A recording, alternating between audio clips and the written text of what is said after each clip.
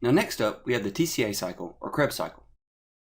Do you remember where the TCA cycle takes place?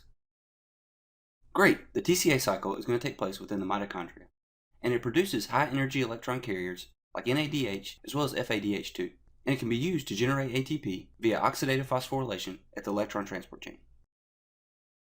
Now this process completes the metabolism of glucose, and this diagram shows the basic steps of the TCA cycle. Notice how acetyl-CoA is fed into the system and the cycle spins, creating various activated carriers, which we talked about earlier. During this process, it also produces a GTP molecule, which is the equivalent of an ATP molecule.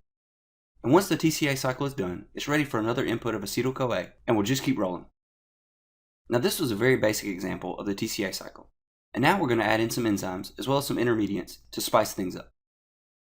Now pyruvate here is our main substrate or input into the cycle, and it's converted into acetyl-CoA by pyruvate dehydrogenase, which produces 1-NADH as well as a molecule of CO2. Proteins and lipids can also enter this cycle after being converted to acetyl-CoA, emphasizing the fact that carbohydrates, proteins, and fat metabolism are all connected at this step. Now the net reaction of the TCA cycle produces 3 NADH, 1 FADH2, 2 CO2, and 1 GTP molecule. Now this is per cycle and accounts for about 12 ATP.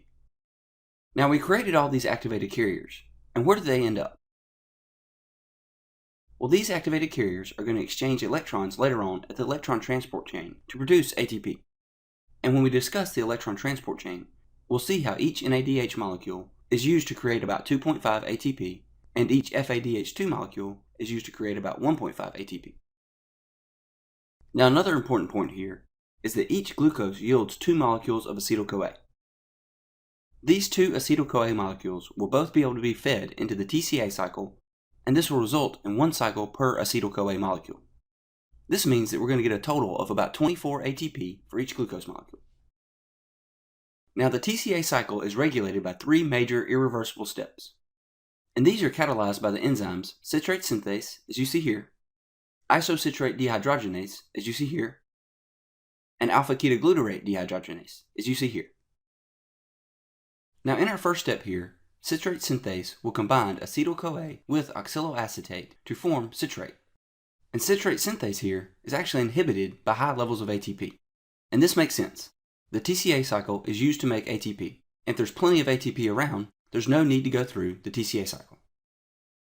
Next we have isocitrate dehydrogenase, which converts isocitrate to alpha-ketoglutarate.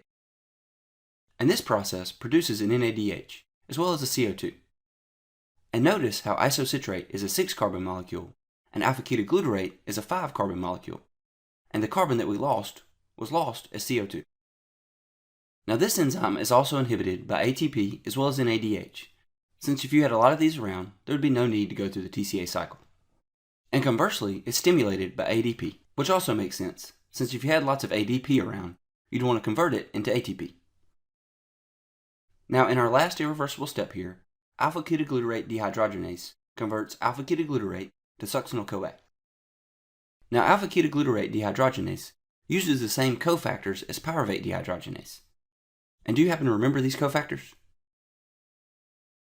Great! Both pyruvate dehydrogenase as well as alpha-ketoglutarate dehydrogenase both use vitamins B1, B2, B3, B5, and lipoic acid as their cofactors. And on a side note, do you know which important synthesis pathway starts with succinyl-CoA? There you go, that'd be heme synthesis. And this is an important concept, since the TCA cycle is responsible for creating ATP as well as creating intermediates that feed into other pathways within the body. And during this process, a GTP is created. And succinate goes on to form fumarate, which if you remember is a byproduct of the urea cycle. And this process also creates the high-energy electron carrier FADH2. Fumarate is then converted into malate, and malate is then converted into oxaloacetate to restart our TCA cycle, and this process also creates another NADH molecule.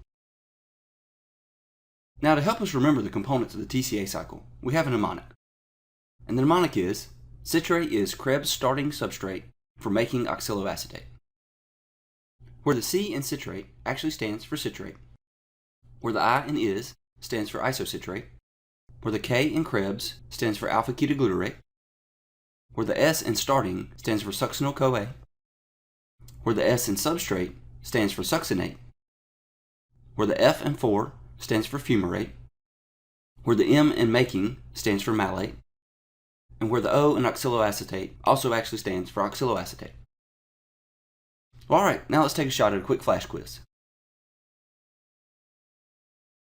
At which steps in the Krebs cycle are NADH, GTP, as well as FADH2 produced?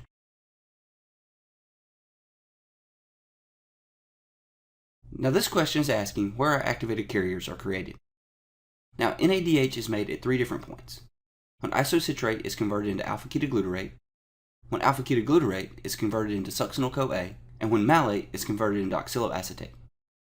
Now GTP, which is an ATP equivalent, is created when succinyl-CoA is converted into succinate, and FADH2 is made when succinate is converted into fumarate. Well, alright, that's going to wrap up the TCA cycle. See you in the next video.